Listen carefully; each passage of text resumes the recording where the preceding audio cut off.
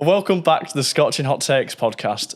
I hope you're here from last week. If not, go back and watch our top 5 Beatles albums because this is the top 10 Beatles songs. And I hope that it ends on a better note than that video. I'm not going to spoil it now, but Max had a scorching hot take at the end. One of his biggest scorches so far, so I'm hoping Probably my biggest. Yeah, I think it could be. But I stand by it, genuinely. Yeah, so we won't spoil that. Definitely go and watch it now because we probably will reference that as part of this video just because it kind of makes sense to do so. So click off this one, go and watch last week's. But if you are here from last week, thank you very much. And then come right back.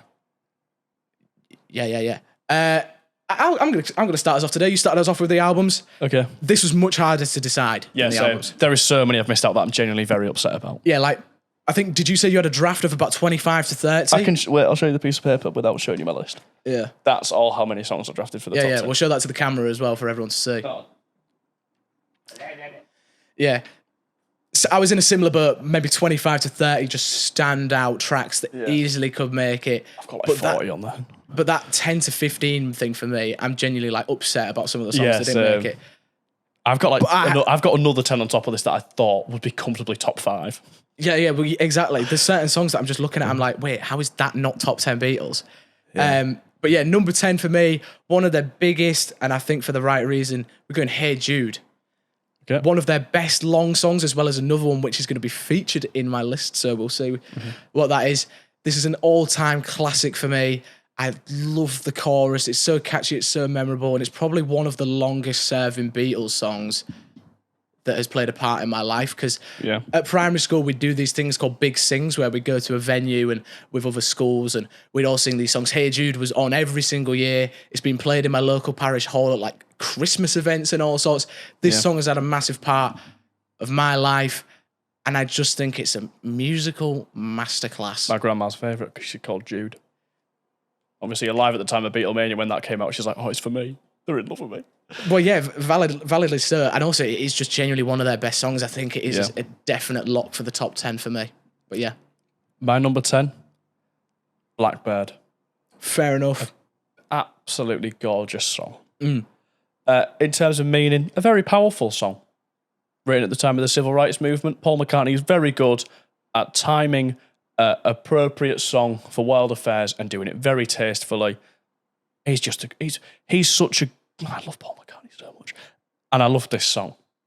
It's beautiful. It reminds me of childhood, but also makes me feel very grown up. That's a good way to put it, actually. It's because it's a timeless song. It doesn't matter at what part of your life you're in, it's always going to connect, I think. And this is always on, like, when this comes... Listening to it on your own, it's a really good song to listen to on your own. But it's a good funeral song. Yeah.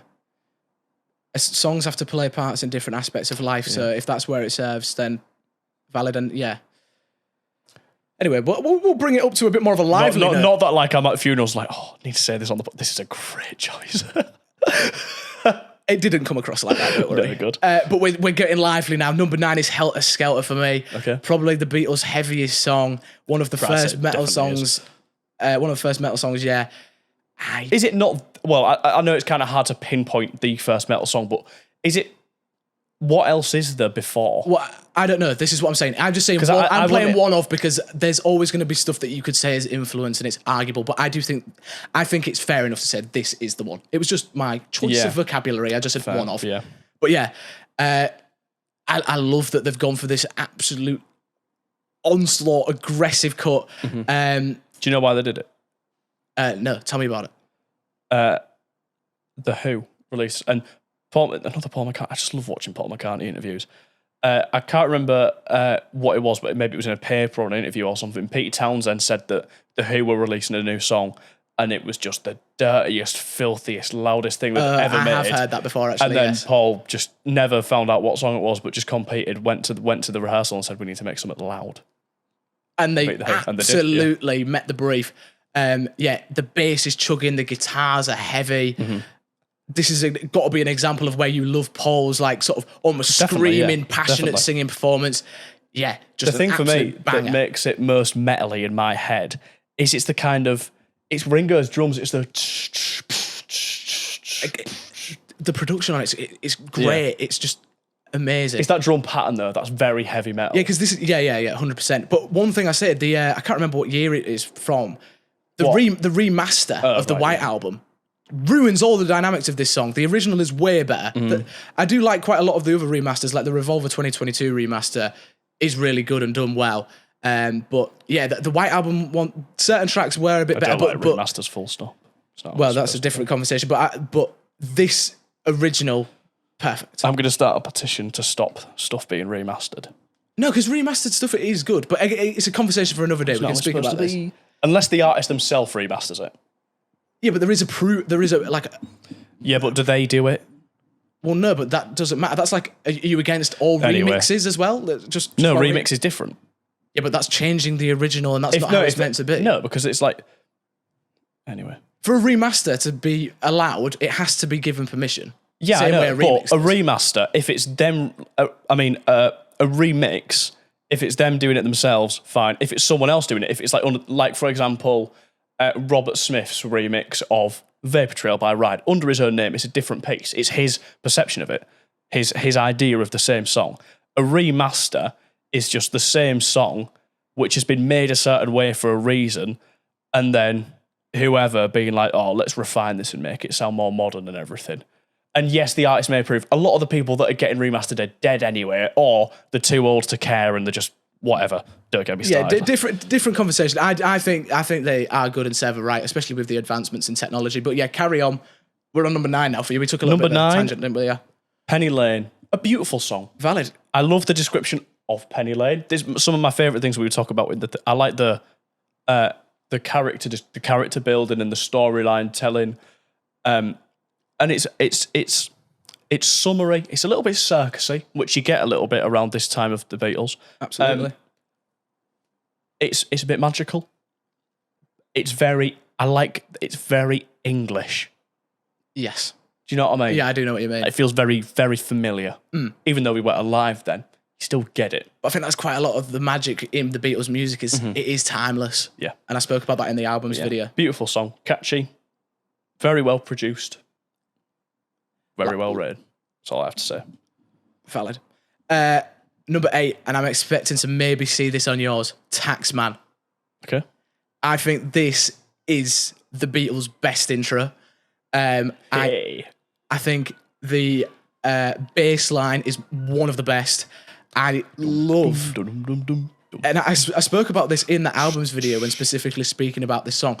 Again, not getting into the remaster too much. However, on the 2022 remastered version of this, the kick drum reminds me of some like 80s hip hop. It's hard and it's punching. And I think it allows it to be this kind of like rolling upbeat piece to like a even more of an extent. I love the guitar work on this song. It's just an insane. Yeah. It's an insane song. Is the solo Paul? No, I think it's George. Because I actually don't know. Well, this is the thing, because you would expect that Paul, or when they would do it live, obviously, or whatever, you would assume Paul's playing bass, because that feels very Paul, that bass line. But I saw something the other day, and it was the solo from Taxman isolated. It was a picture of Paul. So I don't know if maybe when they were in the studio, Paul did the solo. That could be the case, especially like... Because they did mix up the instruments a lot in the studio, whereas live they didn't so much. Well, yeah. On Apple Music's credits, unfortunately, it just says they're both on electric guitar. So, I mean, you can tell you which one for the solo. But if Paul's on electric guitar, that means that John might have been doing bass. 1 second. Well, if Paul and George are doing guitar, then John has to be doing bass. John apparently is just background vocals on this one. Bass. Oh, right. Bass is Paul McCartney, but that'll be because of stuff it's because of the double tracking. So that's the thing that I was speaking about, which is why I like Revolver. Anyway, I love the satirical songwriting on it as well. It's just a great song. Great, it's so catchy as well. Actually, I'll talk about what I was going to say if I get to it. I'm going to get to it. My number 8, A Day in the Life. Good. I thought you might sleep on this one. One of Paul and John's best songwriting collaborations. I like their two sections, and they have like their own verse have a very different kind of turn to them. John's is the very kind of brooding and reflective, considerate. Yeah. And Paul's is kind of get up. Yeah. Come across my head.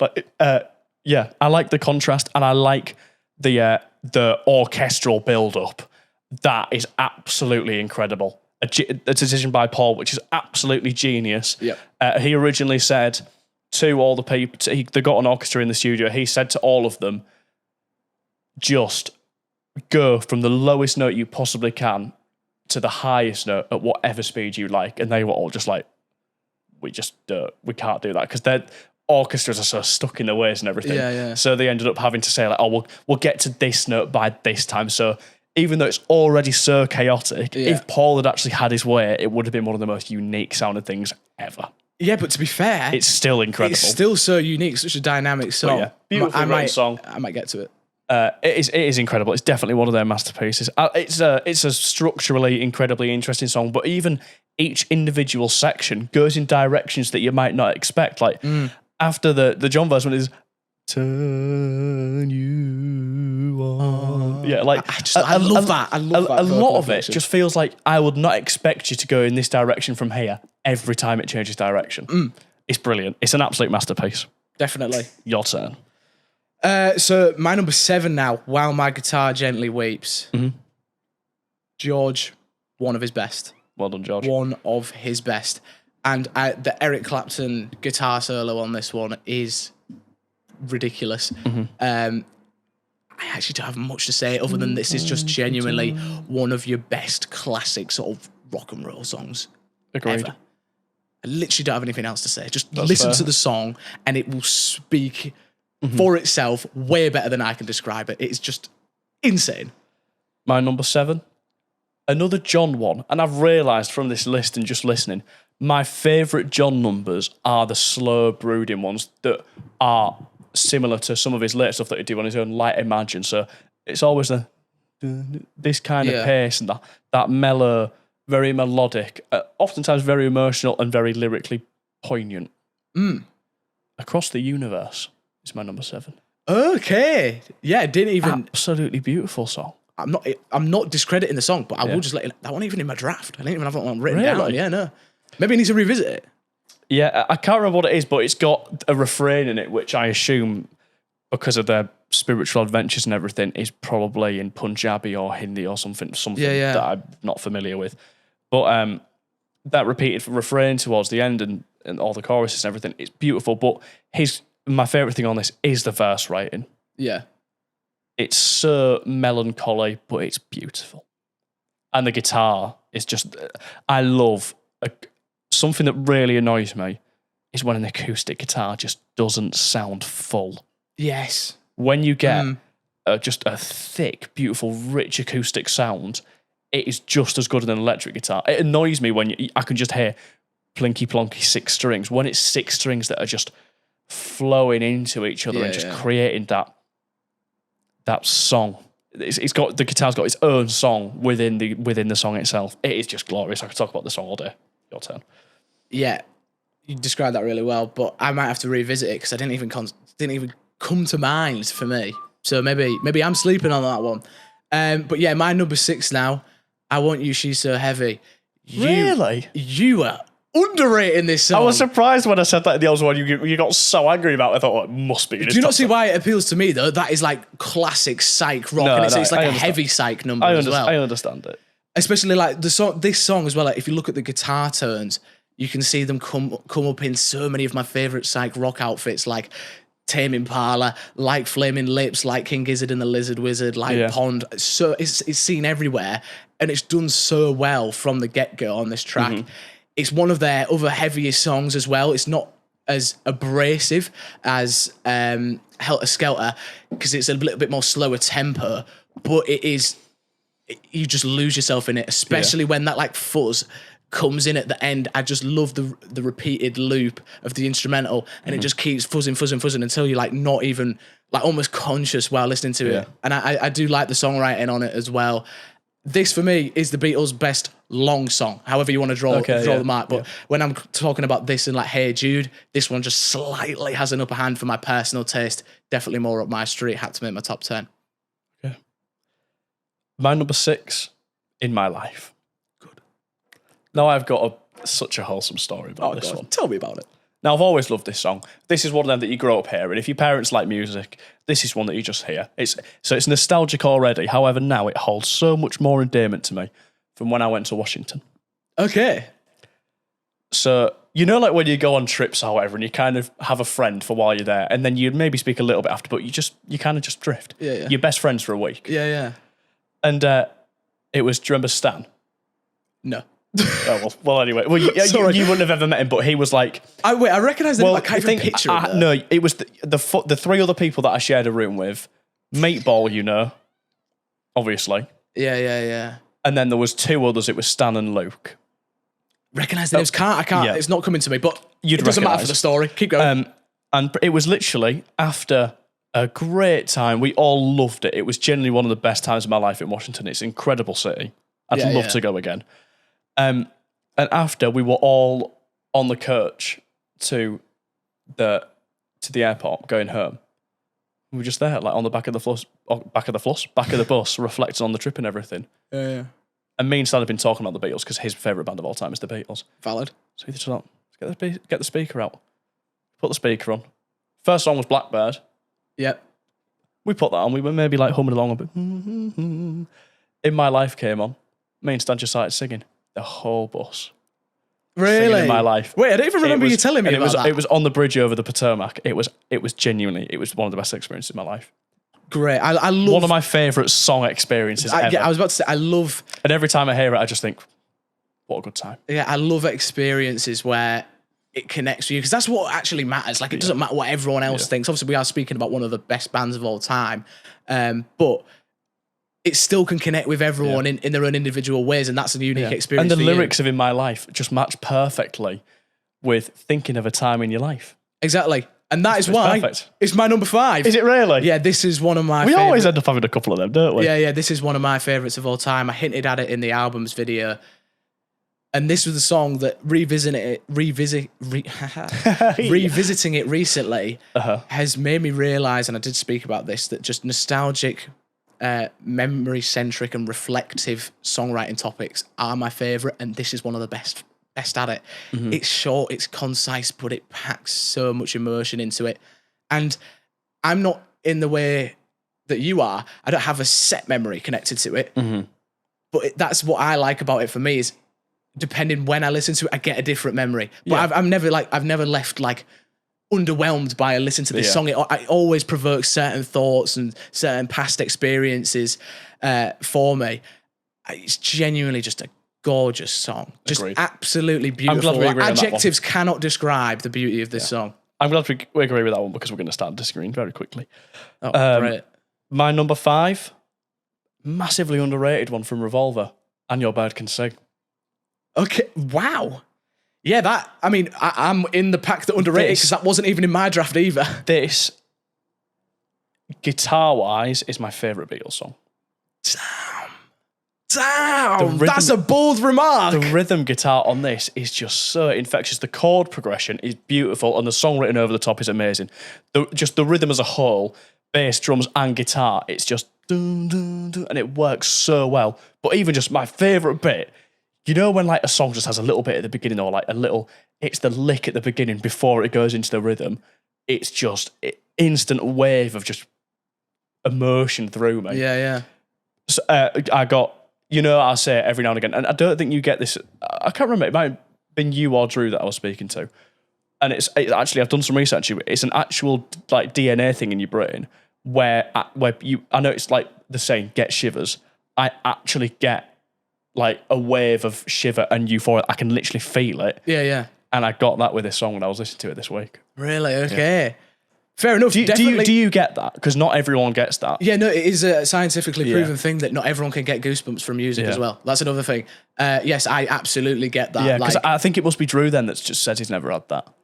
Yeah, but I think it also... Which is why we've got the music podcast. Yeah, but we're the music geeks over here, so I think it kind of just makes sense and why music connects with us both so much. But yeah, definitely an underrated one though. I don't know that... 100%. Maybe it does need talking about more. For me, it's not the best track on Revolver. It's still genuinely incredible though. You're right. Okay, fair enough. But yeah, I think there are maybe a handful that are better, but yeah, fair enough. I think you summed it up really well. Number 4, we both have this in our top 10. A Day in the Life. Very good. One of the best Beatles. I'm fine with it being that high, by the way. Yeah. In my head, that was going to be top 3. Yeah. I did have it top 3 at first. I think I had it first at one point, about a week ago. And for me, this song, again, the songwriting is just incredible. I don't have much to add because you summed it up really well, but it's the structure of this song that's just insane. It's so dynamic, and it's just one of them Beatles songs that's so ahead of its time. It's the composition and arrangement of the string section is just absolutely mind-bending. The fact that you'd put that with such as almost like a typical John ballad at the beginning, and then that switch up is just genius, and it keeps it so dynamic. And that's kind of what I was hinting at in the album's video as well, because with me listening to a lot of music, a typical John ballad, not that the songwriting is by any means just average, it's insane, but let's just say it was slightly more average, the songwriting. It could easily just sort of fall into the crowd of an average John ballad, for example. However, structurally and just every element of this song is just so genius. Like, how do you think of it? How do you think of it? This is one of them ones where I'm just like, fuck, I'm actually not talented. I'm like, these guys are genuinely like legends. Yeah. You've said it off camera the other day, but genuinely one of the best, the best like songwriting duo of all time. Like, by the way, and this song that was about 2 hours ago that I said that. Oh, really? It's all a fucking blur. But yeah, whenever you said it, point still stands. Yeah. I absolutely agree. And this song is a perfect example of that. One of my favorites. And also, just quickly, I know I'm nattering on now. Just a unique thing that people probably don't just mention very much when talking about the song.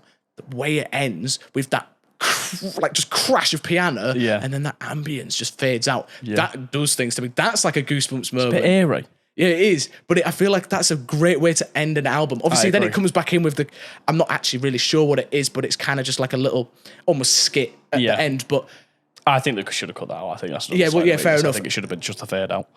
But I'm not going to lie, it doesn't ruin the song for me. It's all conceptual, isn't it? Yeah. It don't ruin the song for me. So just if you don't like it, just turn it off before that comes. Well, exactly. You can literally just like skip it because it literally does go silent at one point before that. But absolutely does not take away from it. But I just love how it ends from the main part of the song. Yeah. My number 3. Number 3 is number 4, isn't it? That's exactly what I meant. Phew, because I thought I'd put 11 songs in them, which could have been very easy. But yeah. Ask me how I'm doing recently. How are you doing recently? I get by with a little help from my friends. Yeah, I've been expecting this one. You've been singing this around the flat non-stop. I love Ringo Starr so much. Valid. I think this is his best song. I love his voice. I don't know why they didn't give him more opportunity to sing, because his baritone voice works so well on its own. He is the weakest singer, though, I think. Yeah, he is. But like, I just love it. It adds the kind of the gimmicky style that some of his songs went into. Like, especially like his underwater themed ones. Like, they're the kind of if John's, I just turned into one of the Beatles the way I said, John. if John sang. Well, at least you're in character. If John sang. I might actually need to start practicing some Beatles impressions. I reckon I could do it. This might not sound quite as good when listening back to it. No.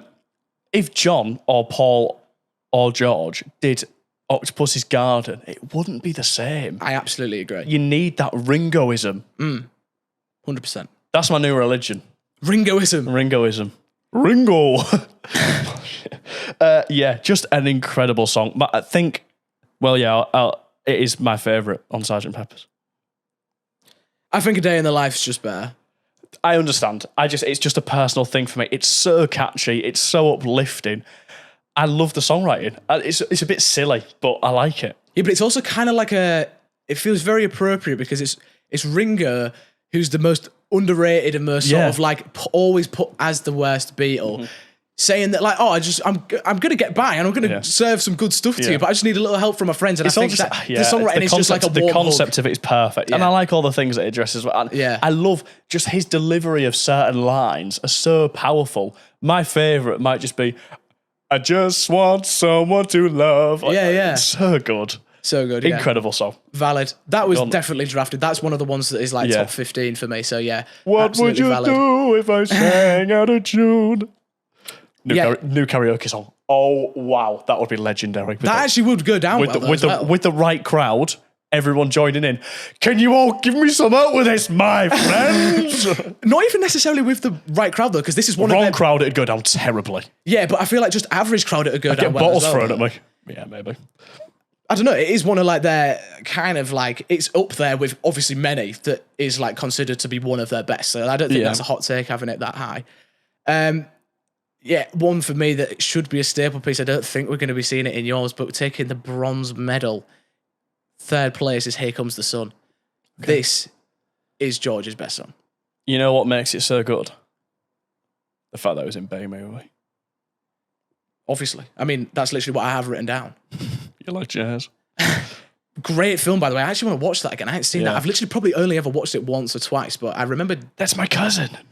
Well, you've got all the quotables from it. Anyway, Here Comes the Sun. This is one of my favourite summer songs of all time, suggested by the name, but it feels like a light breeze of a song. It's so uplifting. It's such a feel-good song. It's gentle, but catchy and fun. And because of how iconic it is, it can almost serve as a banger as well. Do you know what I mean? Like, it's not by definition what you'd probably categorize as a banger, but because it's so iconic, I can feel myself just being with a group of people and like, this could be one at a festival, let's say, when they stop the music and everyone's just singing it, and it would be such a beautiful collective moment. I genuinely just love this song. This is another one that feels like a warm hug to me. Yeah, that's fair. That's valid. Anything else to say? You underrate it. Yeah, I probably do. My number 3, a massively underrated one. Got to Get You Into My Life. Really? Oh my. And this is what I said. I don't know why I like this one so much, because it's not a massively guitar song. It's very horn driven. Yeah, but you do like a good horn section. Yeah, but like for a top 3, if you were sat down with the Beatles songs, you would not put this in my top 3. I would. No. Yeah, fair enough. But not because of that. Got to get you into my life. Oh, it's Paul's rock voice. It's so good. For me, what is now becoming very apparent is not necessarily that this is a bad song by any means, but it's sort of like, what are you leaving out? There is definitely better material from the Beatles, but I will let you talk about it. Like, it's still obviously a great song. It's just, the songwriting is just marvelous. The composition and Paul's delivery together. It's the do with the horns. Oh my gosh. And then when it does that a few times, whatever, and then it goes into his rock voice, and it is just so powerful. One of my favourite performances ever, which is ridiculous. Paul performing this in the White House. Okay, fair enough, yeah. Just Obama sat there, and Michelle. You know what would have been a bit of a power move? What? Sang Michelle to Michelle Obama in front of Barack. Oh, that'd be dangerous territory. Yeah, but it is Paul, but it's already Paul. It's a song about weed, so he's already singing an anthem to weed at the White House. Fire. I like that. I don't like weed. Anyway, or do I? Yeah, you'll never know. Valid. Maybe one again that I might need to revisit, because got to get you into my life. This is another one that, because I thought that all the ones that you maybe have in your top 10, I'd at least have considered, because obviously if there's 30 songs that could be top 10 standard for me, I feel like they'd have all come under that umbrella. But I think you've mentioned maybe 2 or 3 even songs in your top 10. The ones that you've not considered were Across the Universe and Your Bird Can Sing and this. Yeah, and they weren't even in my original draft. So maybe I do need to do a little bit of revisiting, but I'm pretty comfortable. We'll do a bit of a listen. We'll do a bit of a listen in a bit. Number 2, the Beatles' best single, which did end up later turning up on an album. Can you guess what it is? Strawberry Fields Forever. Correct. Wow. Best John ballad for me.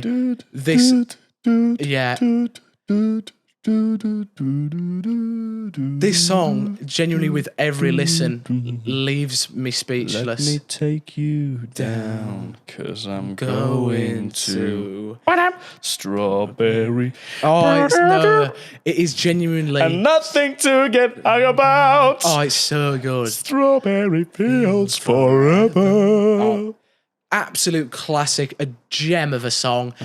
Genuinely just so... Every section. I'm sorry, I'll get onto this. No, shit! Oh! Yeah, but you don't know if it's 2 or 1, though.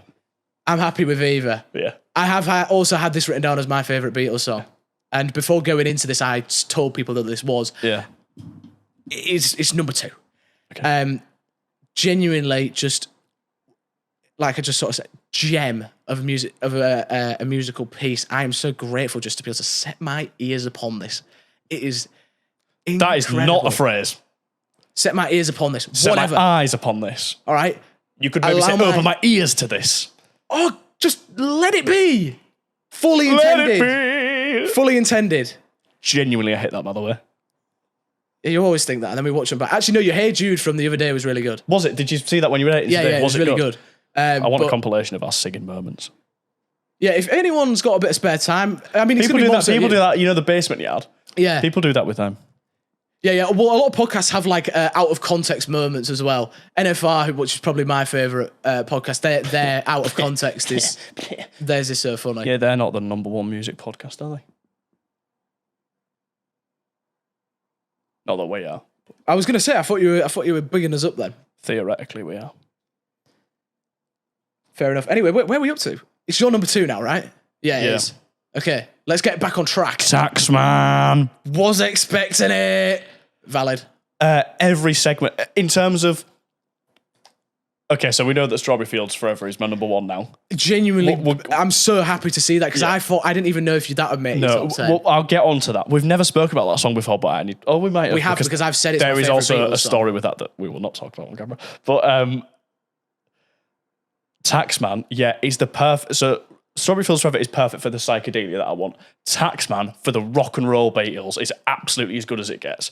Bass line, genuinely one of my favourite bass lines of all time. Valid. Guitar, genius. Drumming, thank you, Ringo, doing exactly what you need to do. Solo, hey! And you know what it is? You know, it's that kind of erraticness. I know you're going to get annoyed at me for this. It's very Will Sargent. It's very... Is it My Kingdom or Thorn of Crowns with that insane... So you don't ask me about Echo and the Bunnymen. You tell me about that enough as well. It's My Kingdom. Confidently.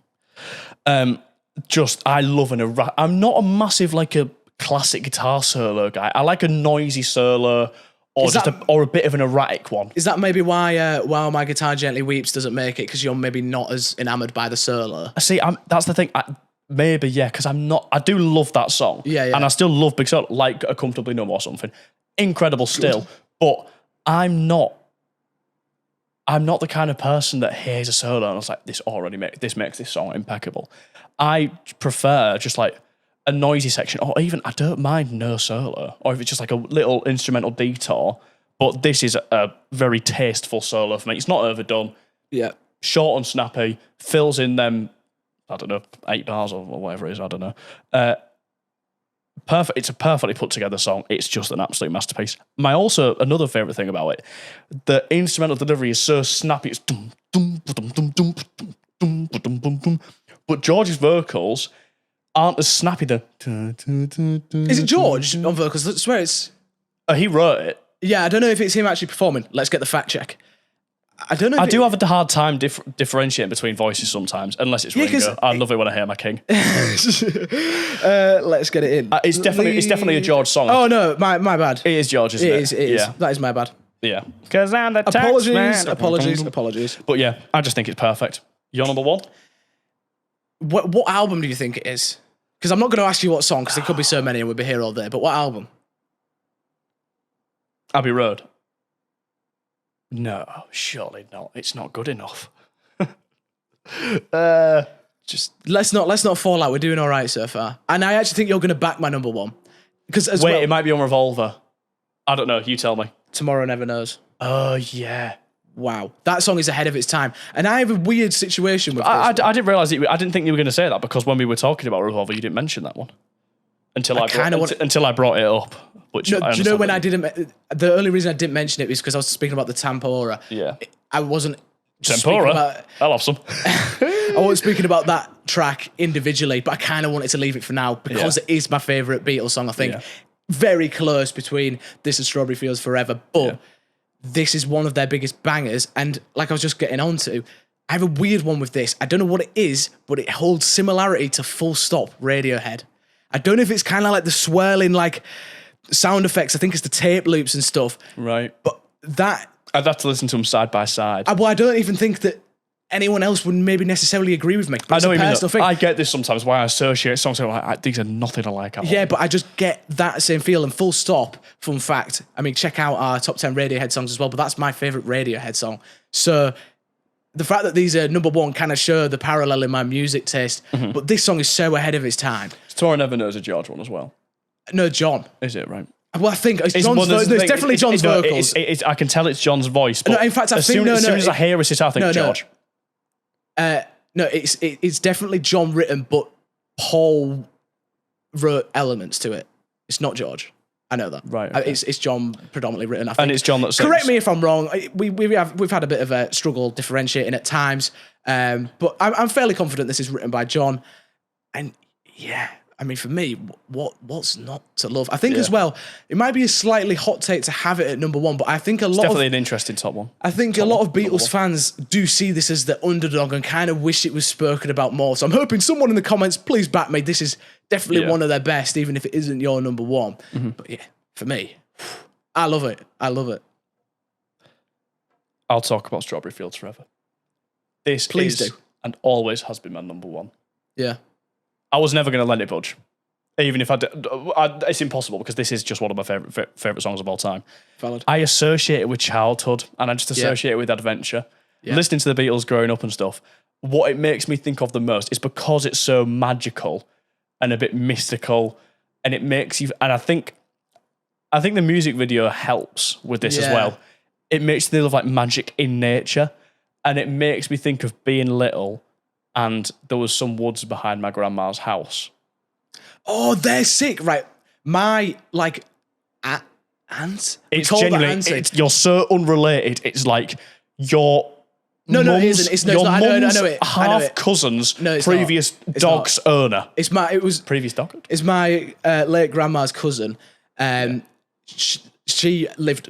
Was it next door? Literally, where neighbours. Yeah, next door. Yeah. Yeah, to your grandma, which. We only found this out since being friends, which is just crazy really small weird. world moment. But And you it's are not- right; not- those woods are And sick. the weirdest thing is as well, not that we're going to give you our addresses or whatever, but where me and Sam live, I live in a town, Sam lives in a nearby village. My grandma lives in the nearest city, and so it's like it's not even.